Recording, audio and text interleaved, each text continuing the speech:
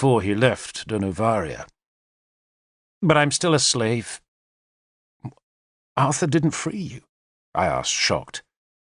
He worries I would move back to Armorica, or to Ireland, and so take the twins away from him. She shrugged. On the day the boys are of age, Arthur will give me my freedom. And do you know what I shall do? I shall stay right here. She gestured me to a chair that stood in the shade of a vine. You look older, she said, as she poured a straw-coloured wine from a wicker-wrapped flask. I hear Lynette has left you, she added, as she handed me a horn beaker. We left each other, I think. I hear she is now a priestess of Isis, Eileen said mockingly.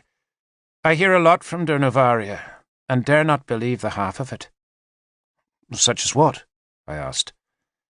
If you don't know, Derval, then you're best left in ignorance. She sipped the wine and grimaced at its taste. So is Arthur. He never wants to hear bad news, only good. He even believes there is goodness in the twins. It shocked me to hear a mother speak of her sons in such a way. I'm sure there is, I said. She gave me a level, amused look. The boys are no better, Derval, than they ever were, and they were never good. They resent their father. They think they should be princes, and so behave like princes. There is no mischief in this town which they don't begin or encourage, and if I try to control them, they call me a whore. She crumbled a fragment of cake and threw its scraps to some scavenging sparrows. A servant swept the courtyard's far side with a bundle of broom twigs, until Eileen ordered the man to leave us alone. Then she asked me about the war, and I tried to hide my pessimism about Gorfithid's huge army. Can't you take Amhar and Loholt with you? Eileen asked me after a while. They might make good soldiers. I doubt their father thinks they're old enough, I said. If he thinks about them at all. He sends them money. I wish he didn't. She fingered her new brooch. The Christians in the town all say that Arthur is doomed. Not yet, lady. She smiled. Not for a long time, Derval. People underestimate Arthur.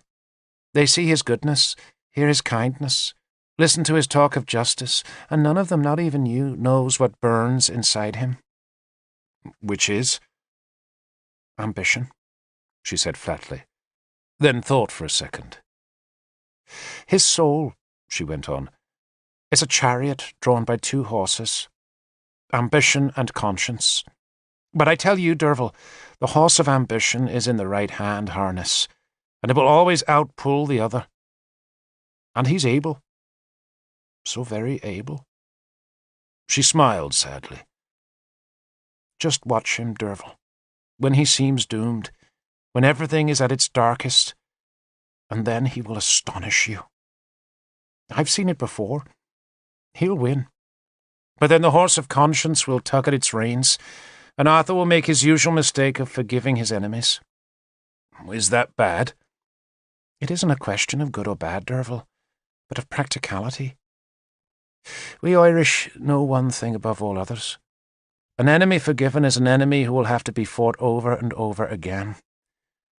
Arthur confuses morality with power, and he worsens the mix by always believing that people are inherently good, even the worst of them. And that is why, mark my words, he will never have peace. He longs for peace. He talks of peace. But his own trusting soul is the reason he will always have enemies. Unless Guinevere manages to put some flint into his soul. And she may. Do you know who she reminds me of? I didn't think you'd met her, I said. I never met the person she reminds me of either. But I hear things, and I do know Arthur very well. She sounds like his mother. Very striking and very strong, and I suspect he will do anything to please her. Even at the price of his conscience? Eileen smiled at the question. You should know, Derval, that some women always want their men to pay an exorbitant price. The more the man pays, the greater the woman's worth. And I suspect Guinevere is a lady who values herself very highly. And so she should. So should we all." She said the last words sadly, then rose from her chair. "Give him my love," she told me as we walked back through the house. "And tell him, please, to take his sons to war." Arthur would not take them. "I'll give them another year," he told me, as we marched away next morning. He had dined with the twins and given them small gifts, but all of us had noted the sullenness with which Amhar and Loholt had received their father's affection. Arthur had noticed it too, which was why he was unnaturally dour as we marched west.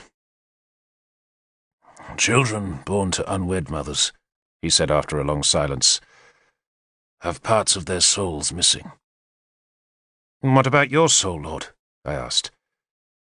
"I patch it every morning, Derval, piece by piece." He sighed. "I shall have to give time to Amhar and Loholt, and the gods only know where I shall find it, because in 4 or 5 months I shall be a father again. If I live," he added bleakly. So Lunette had been right, and Guinevere was pregnant. "I'm happy for you, Lord," I said, though I was thinking of Lunette's comment on how unhappy Guinevere was at her condition. "I'm happy for me." He laughed, his black mood abruptly vanquished. "And happy for Guinevere. It'll be good for her.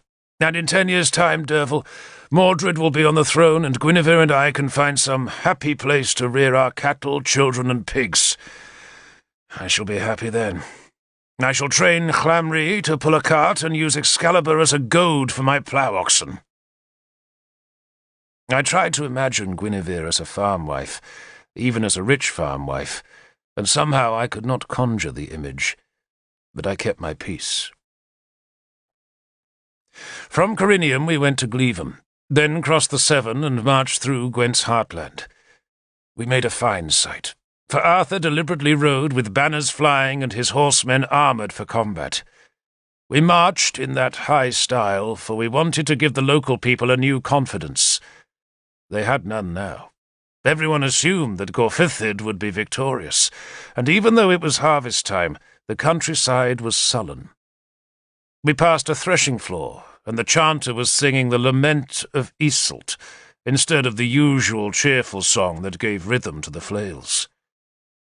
We also noted how every villa, house, and cottage was strangely bare of anything valuable.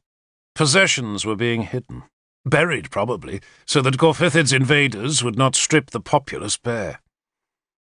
"The moles are getting rich again," Arthur said sourly. Arthur alone did not ride in his best armour. "Morfans has the scale armour," he told me, when I asked why he was wearing his spare coat of mail. Morfans was the ugly warrior who had befriended me at the feast that had followed Arthur's arrival at Caer-Cadern so many years before. "Morfans?" I asked, astonished. "How did he earn such a gift?" "It's not a gift, Derval. Morfans is just borrowing it. And every day for the past week he has been riding close to Gorfithid's men.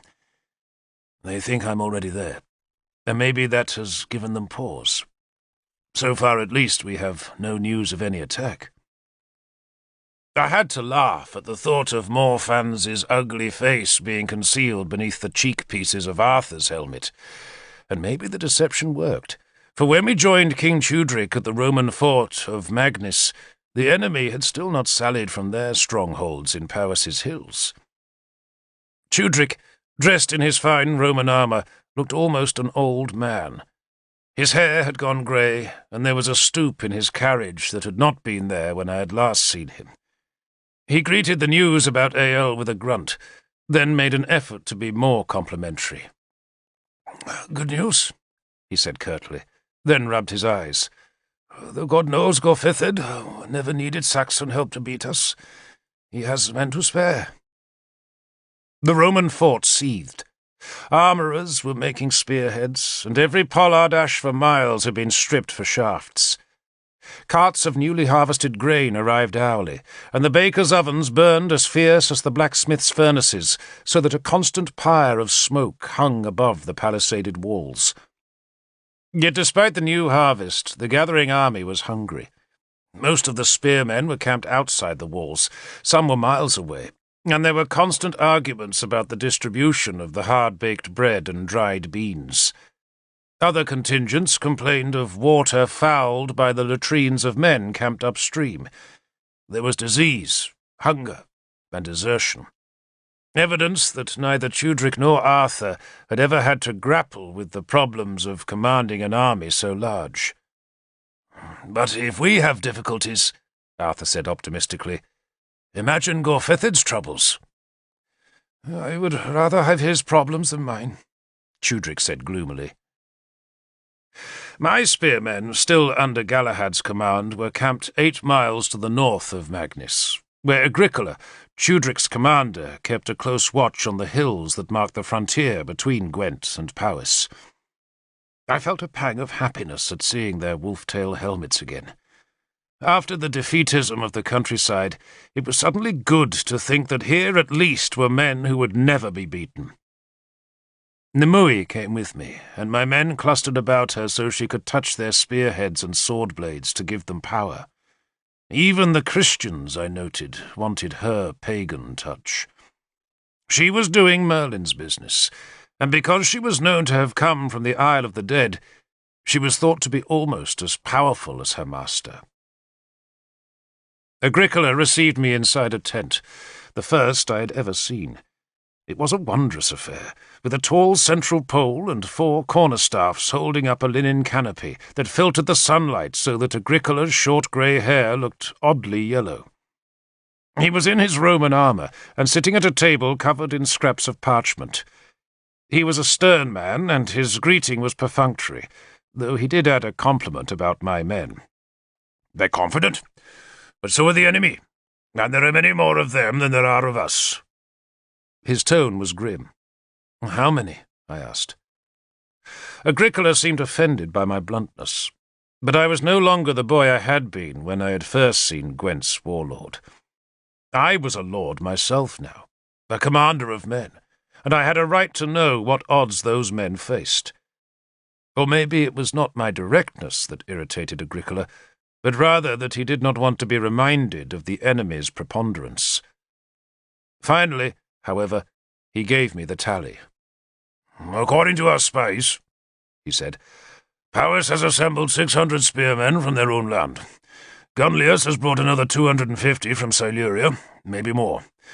Ganval of Elmet has sent 200 men, and the gods alone know how many masterless men have gone to Gorfethid's banner for a share of the spoils."